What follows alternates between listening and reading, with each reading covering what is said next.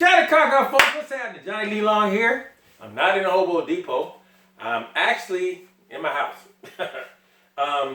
But I wanted to talk about something that I felt was absolutely amazing. What makes it so amazing is that the craftsmanship and the base itself.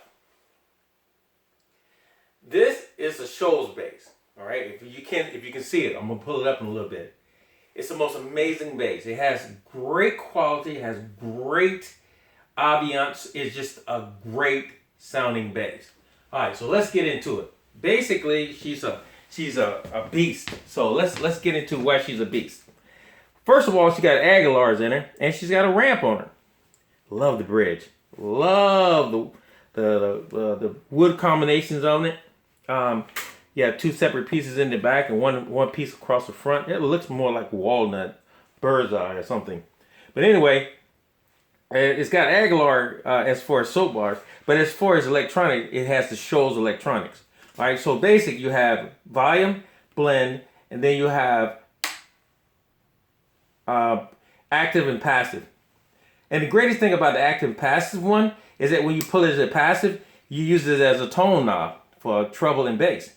Then you have your bass and treble, and then you have your high mids and low mid sweep. Oh, let's look at the headstock, because I'm really impressed with that. Look how pretty that is, man. Look at the headstock. Look, I love that. I got it upside down, but anyway. It's got hip shot tuners in the back. So the greatest thing about this bass is it's a bass, and it sounds like a bass. There was one guy that really impressed me with this bass, and that was David Dyson. And so I went and got one, and I'm telling you, it's all of that. So first thing I want to do, plug it in. But I want to talk about it as I'm plugging it in. So I love the way the bass feels in the back of the neck. Very slim, very unique, very self-satisfying as far as the palm is concerned. So with that feel in the back, I wanted the same feel in the front. So I put flats. These are SIT flats, and I put them on the front to give me the equalization of that same feel in the back. Oh, boy, I need to write that down. I really need to write it down. That was awesome. So let's go through it. We're gonna turn everything off. And the greatest thing about the mid control is parametric. And you can hear it go wah, wah, wah. I love that. All right, so let's move everything out of the way. Turn the amp on. So I have the amp very low. So the bass will start out very low because there's nothing on. Actually, the electronics is on, but they're not in juice mode. I said juice mode. They're not in juice mode. All right, so let's turn it on. This is what the bass sounds like with no juice flowing through it yet. Very clean, very articulate. Very easy to play. Low, the strings are really low. Let's go to the rear pickup. Front pickup. Now, both pickups. And I'm in passive mode now. That's why it's so low. Plus the amp is low too. So let's go in active mode. In active mode, we're going to the rear pickup. You can hear a lot more bottom coming up now. All right, same thing for the front. But you can hear that. You can hear that bottom. The bottom is there. The flat wounds give me not that so much aggressive because the bass is very aggressive. If you want it to be, and then it's not if you don't want it to be. But I wanted to stay even keel all the time, so I put flats on it. So let's dial in bass at D10. Yeah, cool. And then let's dial in treble at D10.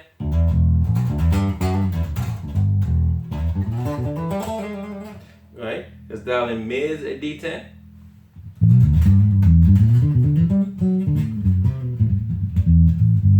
Okay, let's dial in treble at D10.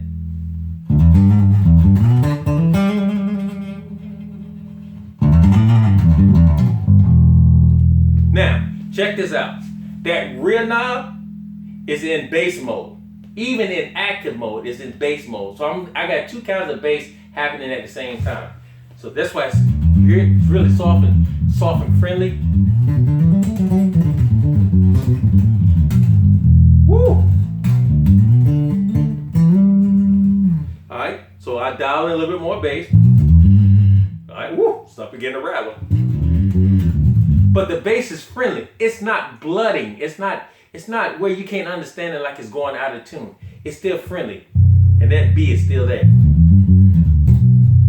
Yeah.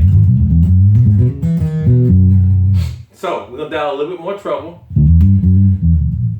Now, right now I have the bass and the treble pretty much 3/4. So I'll go to my rear knob, this knob here, and I crack it. Watch what happens.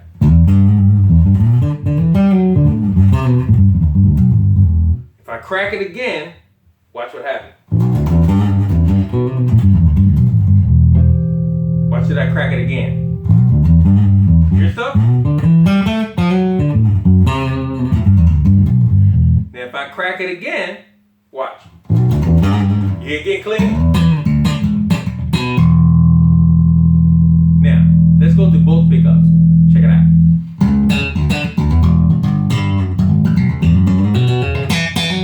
Okay, now let's crack it again. The more I crack it, the cleaner it gets.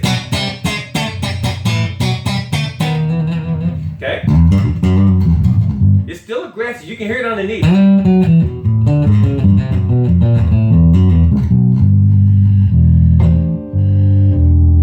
Okay? So now we're gonna go to our mids and let's do some stuff on our mids. This is what I like about this bass. It has a lot of voices, and you can ask for them when you need them.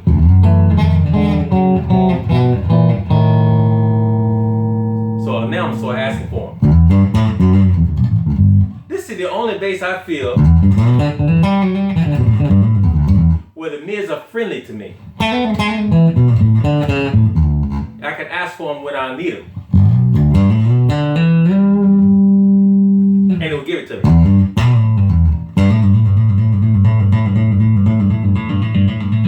Yeah, baby.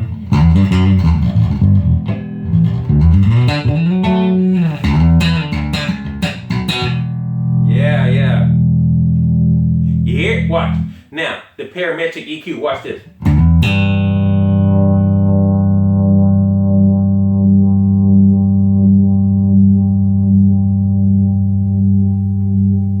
Make your neck go like this. I like that, man. So you just ask for anything you want and you can get it.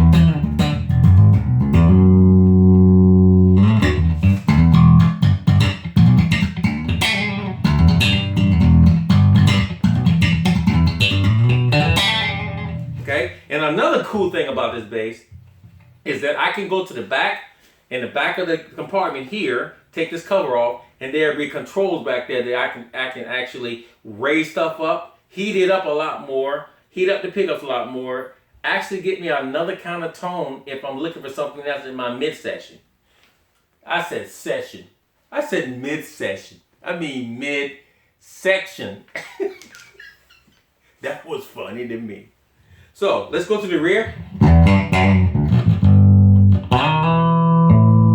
Front.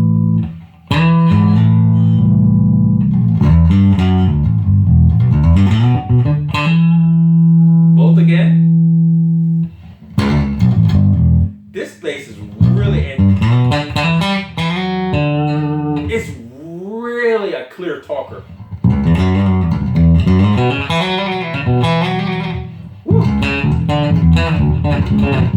So this is one of Skjold's exotic 92, I think he called it, 92. Very interesting instrument.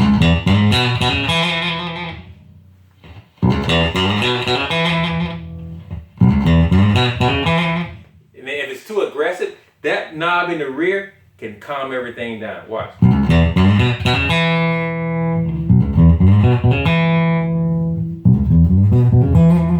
And make it aggressive again.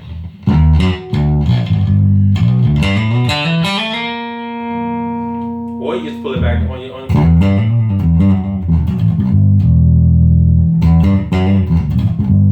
So if you're looking looking for amazing tones, if you're looking for amazing feel, the greatest thing too about this bass is that it's a 6-string bass, but it doesn't weigh 100 pounds.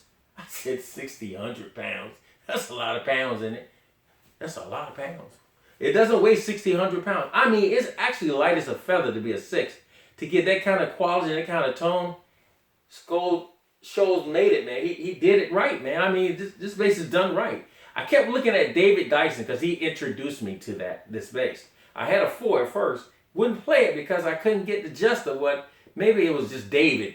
And then I really sat down with this 6 and started playing it, and all of a sudden it said put flats on it for me. And it's not for everybody. Put flats on it, and the flats would actually bring it to where you want it to be, if you want to be aggressive or want to be soft and subtle. And that's what I did. The tone that you can get out of this bass is unbelievable. The craftsmanship is second to none. I mean, it's just everything about it, it feels right. You know what I'm saying? As far as a 6. If you don't have one, I suggest you go try one out and find one and get it. You know, play it to no end.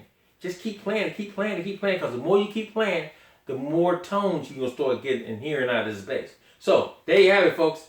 In my exotic bass here from Skjold, and I love it. And Skjold, absolutely, man, thumbs up. Once again, thank you guys for checking out my videos. Please subscribe, and I love you guys with all I have. Love you for that, and thank you for once again checking out the videos. Peace, shout out Kaka, folks. We out of here. You're a bad girl.